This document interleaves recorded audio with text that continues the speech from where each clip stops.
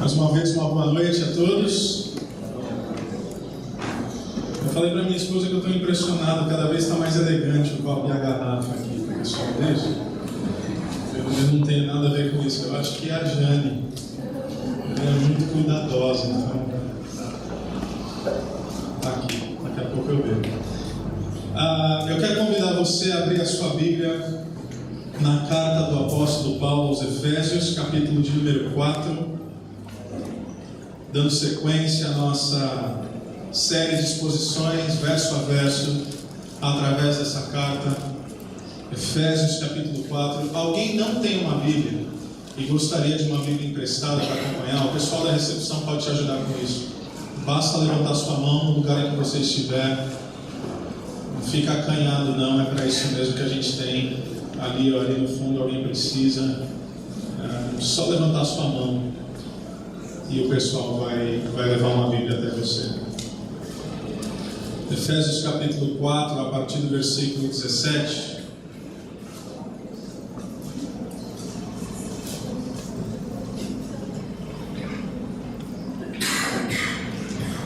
Até o versículo 32.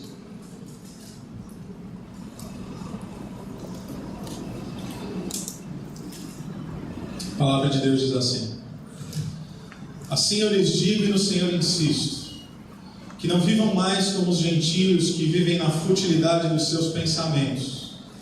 Eles estão obscurecidos no entendimento e separados da vida de Deus por causa da ignorância em que estão, devido ao endurecimento dos seus corações. Tendo perdido toda a sensibilidade, eles se entregaram à depravação, cometendo com avidez toda espécie de impureza. Todavia não foi assim que vocês aprenderam de Cristo. De fato, vocês ouviram falar dele e nele foram ensinados de acordo com a verdade que está em Jesus. Quanto à antiga maneira de viver, vocês foram ensinados a despir-se do velho homem, que se corrompe por desejos enganosos, a serem renovados no modo de pensar e a revestir-se do novo homem, criado para ser semelhante a Deus em justiça e em santidade provenientes da verdade. Portanto, cada um de vocês deve abandonar a mentira e falar a verdade ao seu próximo, pois todos somos membros de um mesmo corpo. Quando vocês ficarem irados, não pequem. Apaziguem a sua ira antes que o sol se ponha, e não deem lugar ao diabo. O que furtava, não furte mais, antes trabalhe, fazendo algo de útil com as mãos, para que tenham que repartir com quem estiver em necessidade. Nenhuma palavra torpe saia da boca de vocês, mas apenas a que for útil, para edificar os outros conforme a necessidade, para que conceda graça aos que a ouvem. Não entristeçam o Espírito Santo de Deus, com o qual vocês foram selados para o dia da redenção. Livrem-se de toda amargura, indignação e ira, gritaria e calúnia, bem como de toda maldade. Sejam bondosos e compassivos uns para com os outros, perdoando-se mutuamente, assim como Deus perdoou vocês em Cristo. Vamos orar. Senhor Deus e Pai, nós te pedimos uma vez mais que possa levar nossas mentes e corações cativos a Ti. Que nossos pensamentos, nossos sentimentos, nossos afetos, nosso entendimento, nossa consciência, nossa vida seja moldada pelo poder transformador do Evangelho. Que ao sairmos daqui possamos sair um pouco menos parecidos com Adão e um pouco mais parecidos com Cristo. Um pouco menos parecidos com aquilo que éramos no passado, um pouco mais parecidos com aquele que é o referencial de ser humano deixado por Deus, Jesus Cristo, o Filho de Deus. Fale conosco através da Tua Santa Palavra, instrua-nos e transforme-nos pelo poder do Teu Santo Espírito. Assim nós oramos no nome de Jesus. Amém. Amém. Essa noite nós queremos falar de uma nova humanidade. Não apenas uma nova maneira de viver, mas um alguém diferente, uma nova natureza, um novo jeito de ser, uma nova maneira de encarar o mundo, uma nova maneira de perceber a humanidade, um DNA completamente diferente. A gente já começou falando um pouco sobre isso na última semana, quando nós falamos sobre o processo de maturidade que se dá na caminhada cristã. E nesse trecho, se eu fosse destacar 3 verdades que o apóstolo Paulo vai nos dizer, nós vamos caminhar por através delas, seriam, primeiro, as características de uma vida longe de Deus, versículos 17 a 19. Em segundo lugar, o apóstolo Paulo vai falar sobre como devem viver os que foram transformados por Deus, versículos 20 a 24. E em terceiro lugar, as evidências dessa nova humanidade, versículos 25 até o 32. Ele começa falando sobre aqueles que vivem longe de Deus, aqueles que não foram alcançados pelo Evangelho de Cristo Jesus. Já fica implícito aqui, quando Paulo faz uma distinção, quando ele fala aqueles que vivem longe de Deus, aqueles que ele chama de gentios, e obviamente ele não está se referindo a uma questão étnica, porque nós sabemos que gentios são todos aqueles que não são judeus, mas ele está usando essa terminologia gentil para falar de todo aquele que não faz parte da comunidade de Deus, dos discípulos de Jesus. E ele fala que eles têm uma maneira de viver, o que uma coisa fica muito implícita aqui para nós, que a maneira de viver daqueles que não conhecem a Deus é inversamente proporcional à maneira de viver daqueles que conhecem a Deus. Nós temos aprendido ao longo dos anos, e nós temos aprendido ao longo dessa carta, que a comunidade dos discípulos de Jesus é uma comunidade de contraste. Viver o Evangelho do Reino, viver a partir dos valores do Reino, é viver em uma contracultura. Existe uma maneira do mundo pensar, uma maneira do mundo agir, uma maneira do mundo se comportar, uma maneira do mundo olhar para o futuro. E existe uma outra maneira, que é a maneira dos discípulos de Jesus. Mas como é que vivem esses que não têm a consciência de Deus, que não foram abraçados pelo Evangelho? Paulo nos dá algumas características sobre o que os motiva, o que eles buscam, o que de fato define essa humanidade longe de Deus. São 5 aspectos.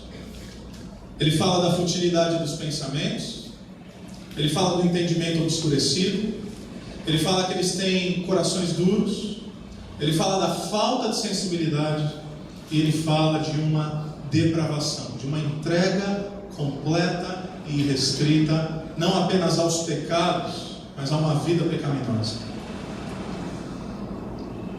Certa vez,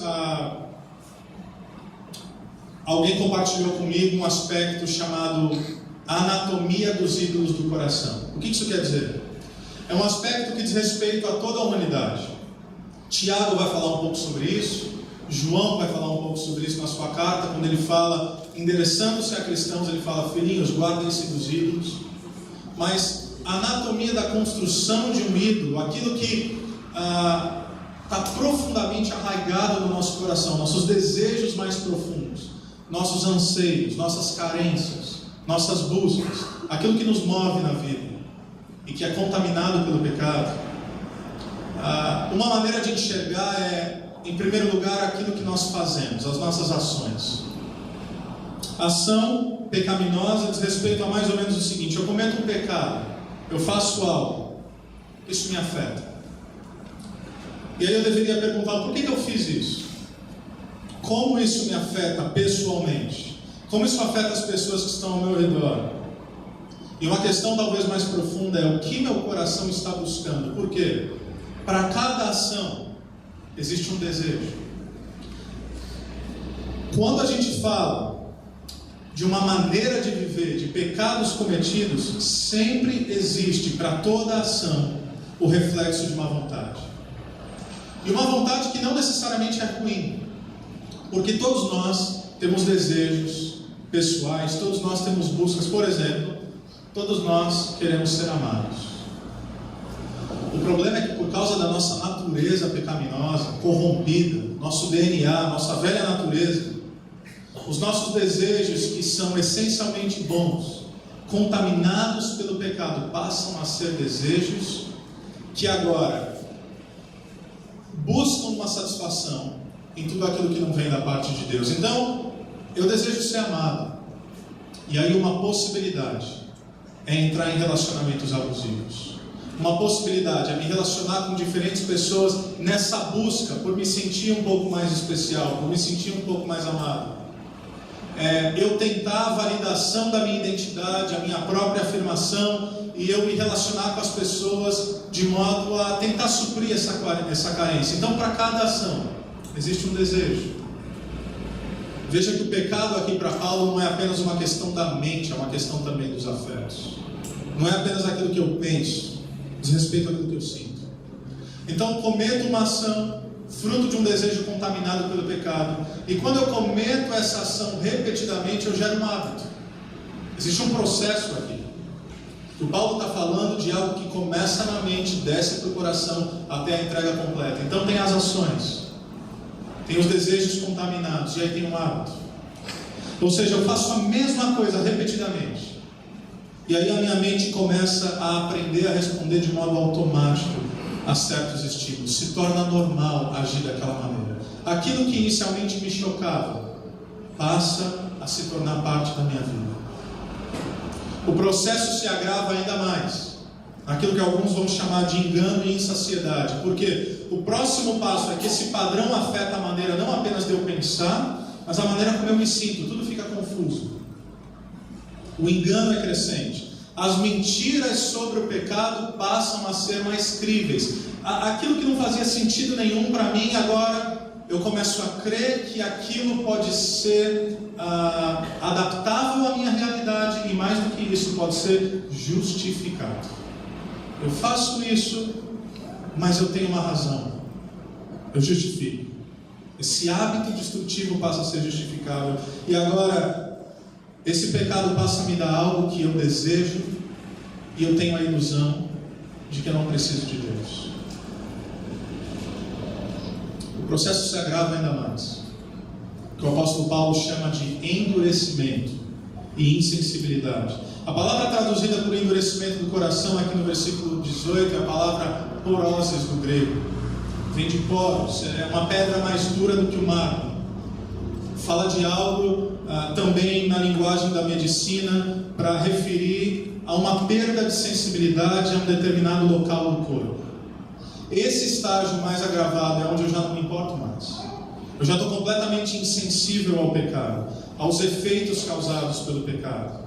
Por mais que ele tenha efeitos destrutivos sobre mim, sobre meus amigos, sobre meus familiares, sobre meus círculos relacionais, nada mais importa. E por fim, eu me entrego completamente a um estilo de vida. Aquilo que outrora era uma prática esporádica e que se tornou um hábito, agora define quem eu sou.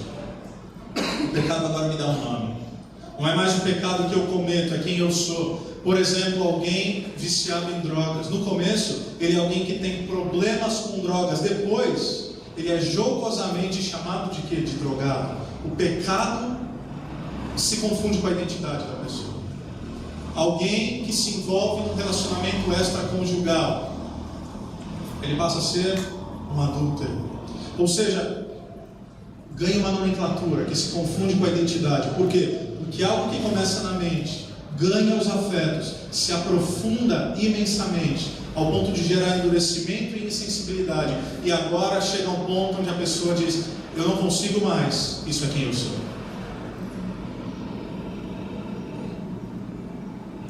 Se você tem dificuldade para entender plenamente como isso se desenha, por exemplo, o que leva um herdeiro de uma empreiteira bilionária gerar um esquema de corrupção e propina para ganhar mais dinheiro? A pergunta óbvia é: ele precisa de mais dinheiro? Não, mas a insaciedade do pecado gera isso. Quanto mais você tem, mais você quer.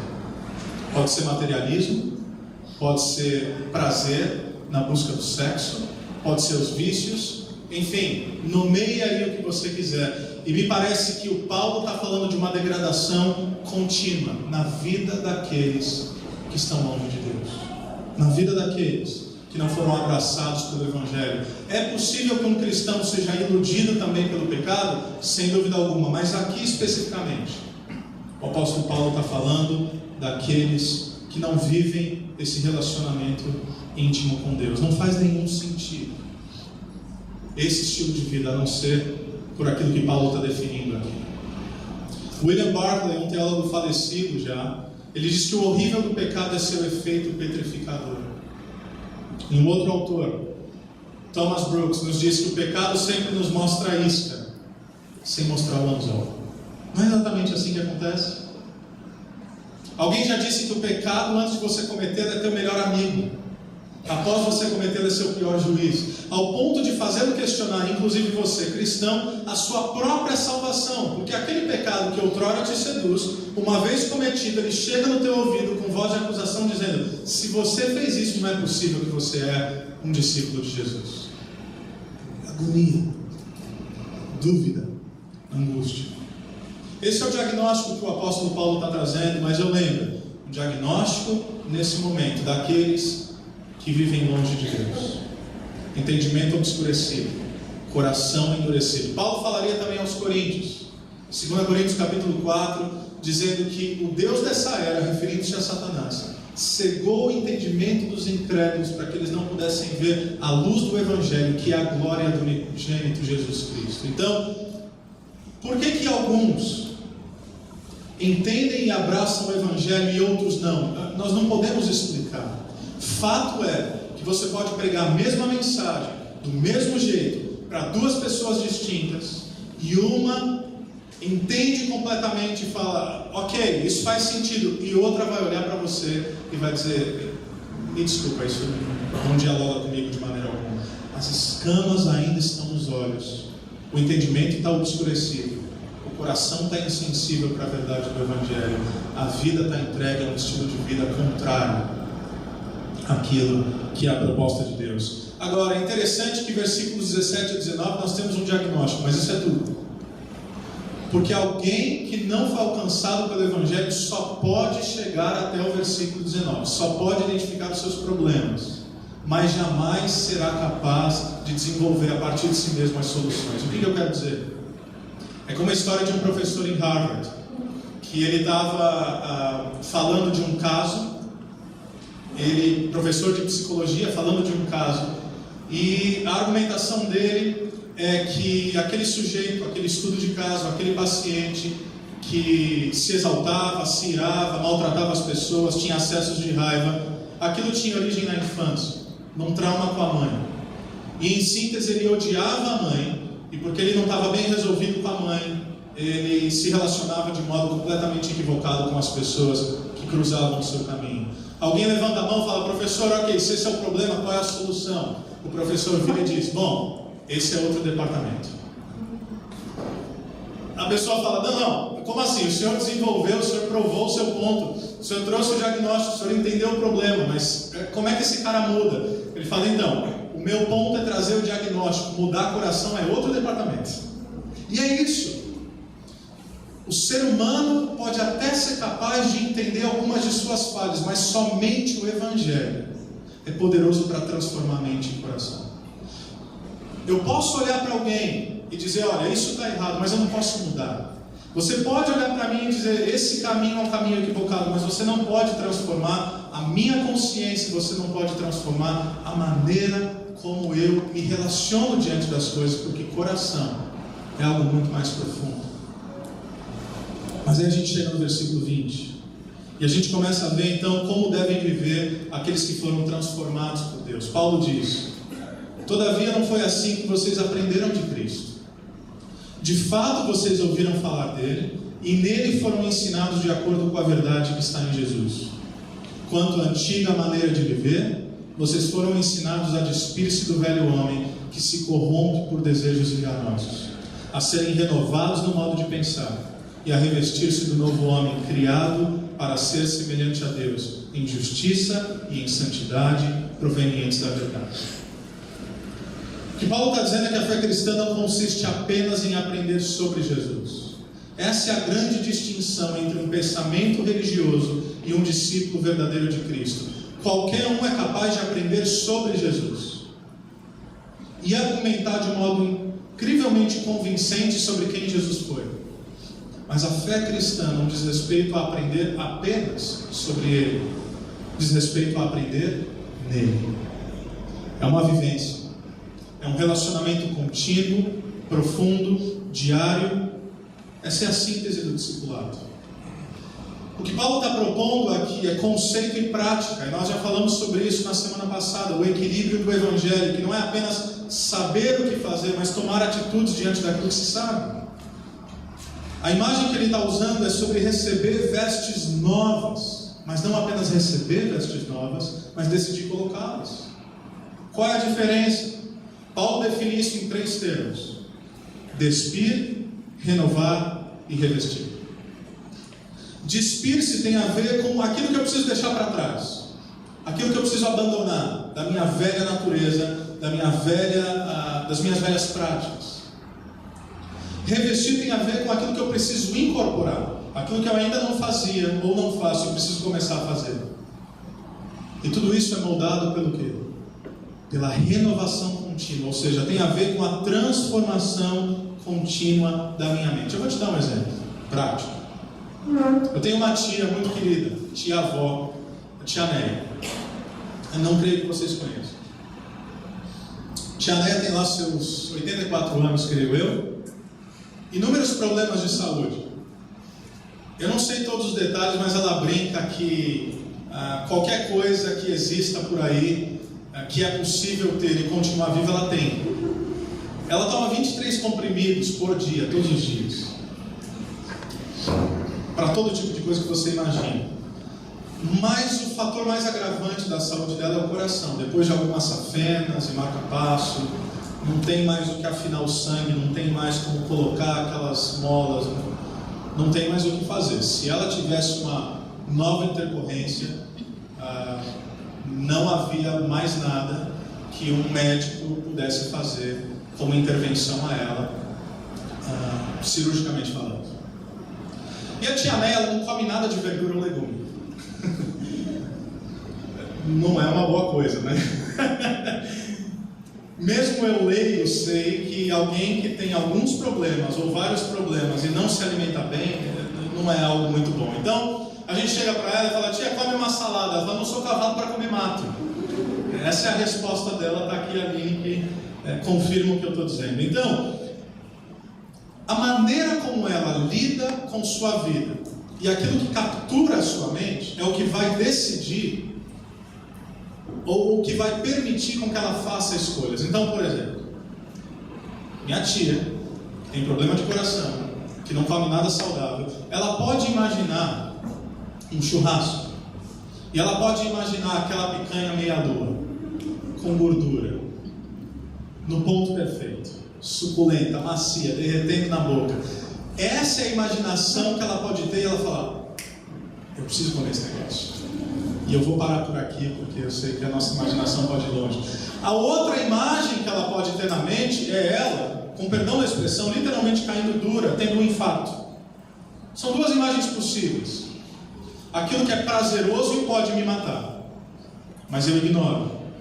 E a minha morte totalmente possível diante de uma escolha que eu tenho a fazer. São 2 imagens. Qual é a imagem mais vívida?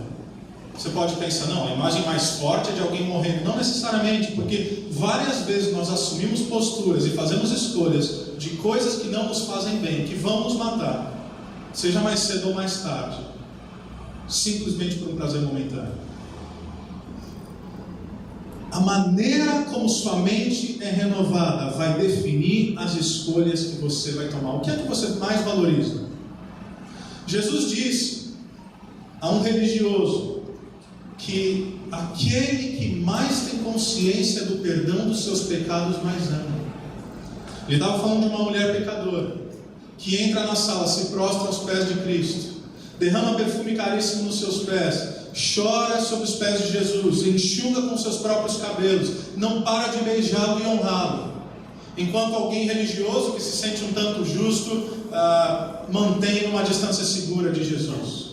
Ele fala: eu entrei e você não me deu um beijo. Essa mulher não para de me beijar. Eu entrei e você não ungiu minha cabeça com óleo. Essa mulher derramou perfume puro nos meus pés. Sabe por quê? Porque quem mais é perdoado, mais ama. Meus irmãos, a maneira como nós olhamos para o Evangelho, à luz de quem somos e de quem Ele é e do que Ele fez, quanto mais nós percebermos a beleza e a grandiosidade do Evangelho, quanto mais isso capturar a nossa mente, mais isso vai influenciar nas escolhas e nas atitudes que nós tomamos. Pessoalmente, sei que alguns de vocês sabem, minha esposa é vegana desde o início do ano. E ela pode explicar o que é veganismo depois para você, que é algo um tanto mais restrito que o vegetarianismo, o que para mim já é um tanto radical. A verdade é, eu sei os benefícios que isso tem gerado na saúde dela, eu moro com ela. Eu sei que ela não tem mais dores de estômago, a gastrite nunca mais atacou, tonturas que ela tinha acabou. Portanto, eu estou vendo de modo muito claro que esse negócio faz bem. A pergunta é isso que eu quero? Essa é a verdadeira pergunta. Diante daquilo que é colocado na nossa frente, nós sempre estamos diante de escolhas. Então, eu estava me alimentando mais saudável e eu já estava me habituando com tudo isso até que eu tive a oportunidade de fazer uma viagem para os Estados Unidos no mês de fevereiro. E aí eu descobri duas coisas lá. Que tem fast food em cada esquina. E que o refrigerante você só paga uma vez e o refil é eterno. Eu não consegui resistir. Então, aquilo que me era habitual e até prazeroso, quando eu volto para casa, depois de comer bacon quase todo dia, salada não parece mais tão apetitoso para mim. O que é que captura a nossa mente? É disso que o apóstolo Paulo está falando. A renovação da nossa mente que vai definir o que a gente precisa abandonar e o que a gente precisa assumir como novas práticas. Diego, como que eu lido com isso para não transformar o evangelho em mero moralismo? Simples. É por isso que o apóstolo Paulo dedicou 3 capítulos inteiros em doutrina para dizer quem Deus é e o que Deus fez.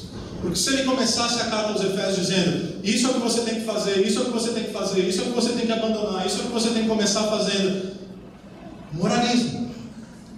Mas por 3 capítulos ele diz: vocês não mereciam nada e Deus os amou, Deus os predestinou, Deus os escolheu, vocês estavam mortos em suas transgressões e pecados, todavia Deus deu vida a vocês. Agora há uma maneira de responder a tudo isso. E portanto não é mero moralismo, é viver de modo coerente a quem Ele é, ao que Ele fez e, mais importante, a nossa identidade. É como se o texto estivesse nos dizendo: assuma a sua identidade de uma vez por todas. Eu não sei quem conhece O Senhor dos Anéis. Minha esposa conhece. Porque nós já assistimos a trilogia dos filmes. Se eu contasse você não acreditaria, mas eu vou só dizer que foram algumas dezenas de vezes a trilogia inteira. A versão estendida também. E nós somos capazes de repetir as falas. Pois bem, se você conhece a história a partir dos livros ou dos filmes, você conhece um personagem chamado Aragorn. No início você não sabe que o nome dele é Aragorn, você sabe que o nome dele é Passo Largo. Ele é um guardião, caminha errante, até que o filme vai se desenvolvendo e você percebe que ele é alguém diferente. Ele faz parte da Sociedade do Anel, ele está ali numa força-tarefa para destruir o tal do Anel do Poder. E aí existem 2 cenas marcantes. Uma delas é quando olham para Aragorn e dizem o seguinte: você é herdeiro de Isildur, você não é o próprio Isildur. Por quê? Porque Aragorn era assombrado pelo seu passado. Um dos seus ancestrais, Isildur, um rei, ele falhou. Ele teve a oportunidade de destruir o Anel do Poder, mas ele foi seduzido por esse anel, traído por esse anel e portanto morreu. Ele teve a oportunidade de fazer aquilo que é certo. Ele escolheu permitir-se ser seduzido, como uma analogia ali daquilo que é o próprio pecado. Então, o Aragorn pensou: o mesmo sangue dele corre nas minhas veias, a mesma fraqueza corre em mim, eu não posso lidar com isso. Até que um elfo, Mestre Elrond, de Valfenda, quem conhece sabe exatamente o que eu estou falando, ele chega para o Aragorn e ele diz o seguinte: para de bancar o guardião, seja quem você nasceu para ser. Sabe por quê? Porque o Aragorn era o herdeiro do trono, era aquele que deveria liderar as tropas para a destruição de Sauron, o Senhor das Trevas, e deveria assumir o trono de Gondor. E o último filme, o último livro tem até uma questão escatológica, se chama O Retorno do Rei. porque há uma série de analogias com o próprio Evangelho ali. Enfim, uma coisa é o que Deus fez por nós, outra coisa é agirmos a partir daquilo que Ele fez por nós. O que nós precisamos fazer aqui é tomar consciência de agirmos a partir do que Deus já fez e do que eu aprendi em Cristo, porque é possível você ter uma nova natureza como nós temos em Jesus Cristo e não vivermos de modo coerente a essa nova realidade. 2 Coríntios 5,17 diz que nós somos nova criatura. As coisas velhas se passaram, eis que tudo se fez novo. Deus já fez o que eu e você não poderíamos fazer. Deus já nos salvou. E salvação é trabalho de Deus. Não há nada que nós possamos fazer para contribuir com a nossa salvação, porque como o próprio Paulo disse em Efésios capítulo 2, nós estávamos mortos. Ele nos salvou, Ele nos deu vida. Porém, agora, à luz do que Ele fez, existem posturas que eu e você precisamos assumir, que sejam coerentes com a nossa nova humanidade. É isso que Paulo está falando em Filipenses 3, versículos 13 e 14. Ele diz: irmãos, não pensem que eu mesmo já tenho obtido tudo isso, mas uma coisa faço, esquecendo-me das coisas que ficaram para trás e avançando as que estão adiante, prossigo para o alvo, a fim de ganhar o prêmio do chamado celestial de Deus em Cristo Jesus. O que o Paulo está falando? Pela renovação do meu entendimento, tem coisas que eu estou me despindo. Pela renovação do meu entendimento, tem novas coisas das quais eu estou me revestindo. O que você precisa deixar para trás? O que você ainda não conseguiu abandonar? E você sabe que precisa ser abandonado. Talvez você precise perdoar alguém. Talvez você precise superar o trauma de alguém que te feriu. Talvez é alguma conduta que no início era apenas uma ação, que se transformou num hábito e gerou um aprofundamento tamanho, que quase que se transformou em quem você é, confundindo-se com a sua própria identidade. E tem gerado sombra na sua vida. E tem gerado sobre você um fardo absolutamente desnecessário.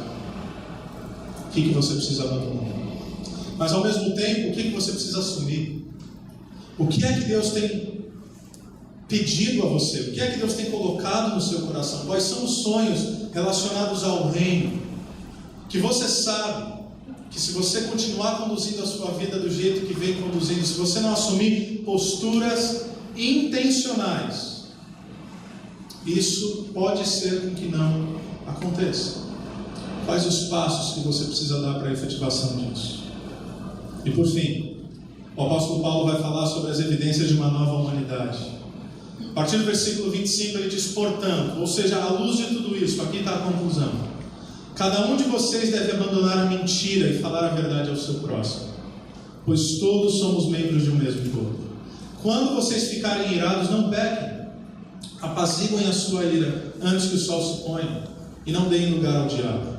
O que furtava não furte mais, antes trabalhe fazendo algo de útil com as mãos, para que tenham que repartir com quem estiver em necessidade. Nenhuma palavra torpe saia da boca de vocês, mas apenas a que for útil para edificar os outros, conforme a necessidade, para que conceda graça aos que a ouvem. Veja como há uma progressão aqui: despir-se, mente renovada, revestir-se. Velha humanidade, transformação de entendimento, nova humanidade. Antes de Deus, vivíamos em mentira. Em Deus, nossa mente é transformada ao ponto que reconhecemos que fazemos parte do corpo. Portanto, abandonamos a mentira, abraçamos a verdade. Antes de Deus, vivíamos irados. Agora, nós não damos mais lugar ao diabo. Fazemos o quê? Nos tornamos promotores da paz. Antes nós roubávamos, e eu sei que essa é uma palavra extremamente ofensiva, mas entenda roubo como se apropriar de tudo aquilo que não é seu por direito. Dar jeitinho é roubo, chame como você quiser. Levar vantagem é roubo. Fazer um negócio injusto é roubo. Se apropriar daquilo que não é seu por direito e de modo legítimo. Antes nós pensávamos apenas em nós, naquilo que nós poderíamos obter. Nossa mente foi transformada, agora nós trabalhamos Para quê? Não apenas para a nossa subsistência, mas para a prática da generosidade, sobretudo aos que são mais necessitados. Antes, nossos lábios eram cheios de palavras torpes. E palavra torpe não é apenas aqui a palavra equivocada, palavrão, palavra de baixo calão. Palavra torpe é tudo aquilo que não trazia edificação, mas aquilo que feria. Calúnia, fofoca, fala mal das pessoas, é permitir que dos seus lábios saiam destruição. Essa era a nossa vida antes de Deus. Agora, com mente renovada, nós entendemos que o propósito da nossa vida é edificar outros. Portanto, nossas palavras não apenas trazem edificação, mas, como diz a palavra, comunicam graça. A graça de Deus. Veja como tudo é diferente. Eu vou dar 2 exemplos apenas nesse aspecto aqui. Da ira para a paz. Diego, como é que eu posso me irar sem pecar? Porque é o que o texto está dizendo. Como eu posso ficar irado sem cometer pecado? Simples. Quando a ira ela é justificada. E quando ela é justificada? Quando ela é contra o pecado. Quando ela é contra toda forma de maldade, de injustiça. Essa semana eu e minha esposa nós estávamos assistindo a alguns documentários sobre a época da Alemanha nazista. Dos vários relatos horrendos, um nos chocou profundamente, de um médico, Mengele, que se refugiou no Brasil depois. Nunca foi achado ou julgado. Ele cometia tamanhas atrocidades que, se eu relatasse aqui, isso vai fazer você revirar teu estômago. Ele fazia testes científicos, por exemplo, em crianças vivas. Coisas tão brutais, que não haviam adjetivos naquela época para evidenciar que tipo de crime era aquele. Então, os crimes horrendos cometidos naquela época passam a ser chamados do quê? Crimes contra a humanidade. Não é crime contra um povo, crime contra uma etnia. A atrocidade é tão grande que são crimes contra a humanidade. Você deveria se irar contra isso. Eu deveria me irar contra isso. Quando nós vemos a corrupção, quando nós vemos a maldade, quando nós vemos a injustiça, quando nós vemos pessoas que são criadas à imagem e semelhança de Deus sofrendo, isso deveria mexer conosco. Isso deveria gerar em nós uma ira santa. Mas nós não ficamos irados apenas. Nós não apenas nos revoltamos, nós nos perguntamos: como é que podemos ser promotores da paz? Como é que nós podemos ser resposta diante dessas mazelas? Então não apenas você pode, mas você deveria se irar nesses casos. Por exemplo, o aspecto daquele que roubava, daquele que pensava apenas em si, que se apropriava daquilo que não era seu por direito, e a transição para a generosidade. Nós temos vários exemplos. Aqui na nossa igreja nós temos vários exemplos. E para citar apenas alguns aspectos, nós temos, como citado aqui nos anúncios, o nosso projeto sócio-missionário, o Caminho Melhor. E vários projetos estão acontecendo lá. Com as mães, com as crianças, com balé, agora com grávidas. E existe um projeto, para citar apenas um, porque todos evidenciam esse aspecto, mas existe um projeto que eu acho que consegue capturar isso de modo muito claro e cabe aqui como exemplo a nós. 2 mulheres da nossa igreja, elas são professoras de costura e elas vivem disso, elas têm seu próprio ateliê e elas abrem de segunda a quinta, abriam de segunda a sexta, abrem de segunda a quinta. Por quê? Porque elas entenderam, Deus nos deu isso como dom. Não apenas é minha fonte de sustento, mas eu tenho um sonho de partilhar aquilo que eu conheço com pessoas que não têm o mesmo conhecimento que eu. O que elas fazem? Elas fecham um ateliê na sexta. Elas vão lá no Tropical, elas vão lá no Caminho Melhor. Elas desenvolvem um projeto de microcooperativa, elas ensinam aquelas mulheres a costurar. Para que costurando elas possam produzir alguma coisa. E produzindo alguma coisa elas possam vender. E vendendo elas possam gerar renda. E gerando renda, elas tenham um pouco mais de dignidade nas suas vidas. O que está acontecendo? Você tem mulheres, e todo mundo que está envolvido lá, em algum aspecto, vivencia essa mesma realidade, mas nesse exemplo específico, você tem mulheres que fecham o seu negócio um dia inteiro, deixam de ganhar dinheiro, tomam um prejuízo financeiro, gastam o seu tempo seus recursos e transmitem conhecimento. Por quê? Porque antes de Deus nós só pensávamos em nós, mas alcançados pelo Evangelho, o Evangelho nos motiva a pensar no próximo, não naquilo que a gente pode ganhar. Mas a partir de tudo que já nos foi dado, tempo, dons, recursos, conhecimento, agora nós somos compelidos a fazer parte desse projeto de redenção que Deus está escrevendo na história. Outro dia eu ouvi de um dos nossos pequenos grupos, ou alguns deles, de vez em quando eles fazem ações assim. Alguém sugeriu lá, olha, a gente poderia pegar o pessoal do nosso pequeno grupo, ver quem mais quer fazer parte e ajudar uma instituição. E aí eles escolheram um asilo, Lar dos Velhinhos. E aí um deu a ideia e o outro falou, não, beleza, eu consigo ir lá, eu vejo o que está precisando. Fizeram uma lista de tudo que precisava, todos os itens. Não apenas a lista, fizeram um orçamento. Então isso é o que precisa, isso é quanto custa. O que a gente pode fazer? Juntaram essas doações, levaram lá. Por quê? Porque eles precisam fazer? Não.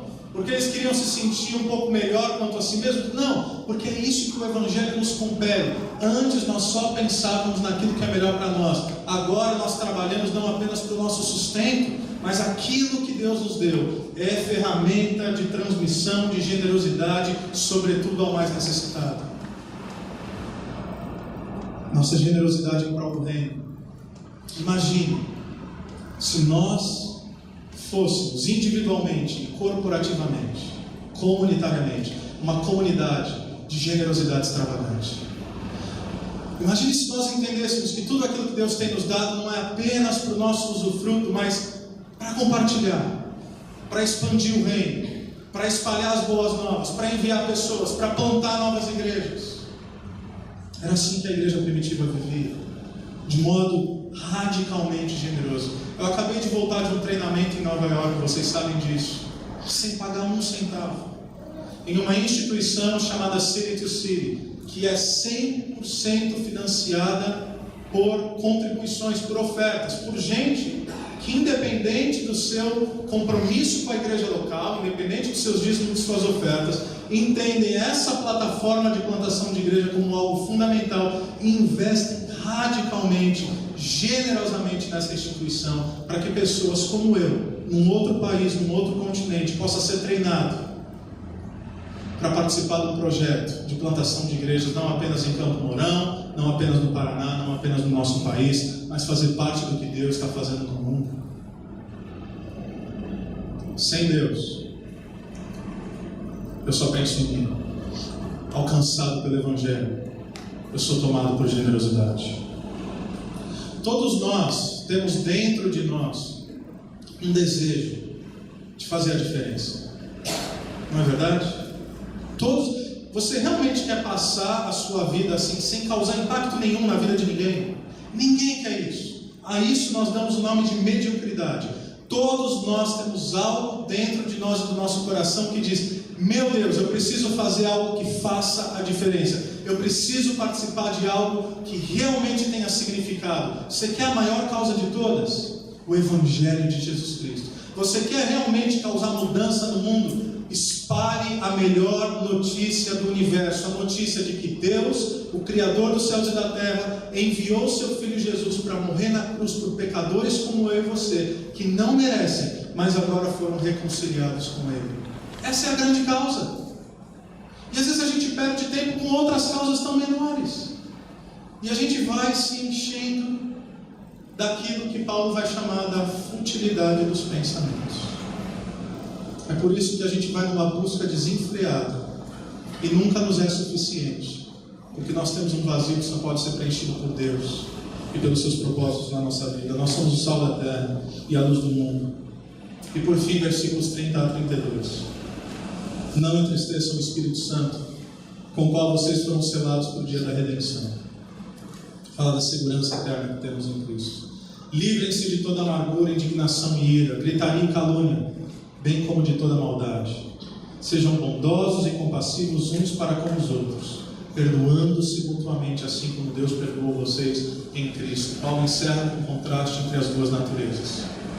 A velha humanidade, caracterizada por avareza, cobiça, amargura. A nova humanidade, caracterizada por generosidade, partilha, compaixão e perdão. Sobre perdão, Tertuliano, já falecido há muito tempo, ele disse o seguinte: você quer ser feliz por um instante? Presta atenção nisso. Você quer ser feliz por um instante? Vingue-se. Você quer ser feliz para sempre? Perdoe. É sensacional isso. Você quer o prazer de dar o troco momentâneo? Faça isso. Você quer viver uma vida liberta? Abandone todo sentimento de amargura. Perdoe quem te feriu. Responda o mal com o bem.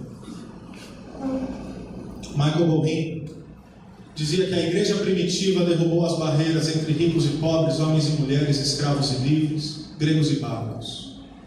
Um persuasivo evangelho de amor e caridade era praticado em favor dos pobres, órfãos, viúvas e doentes.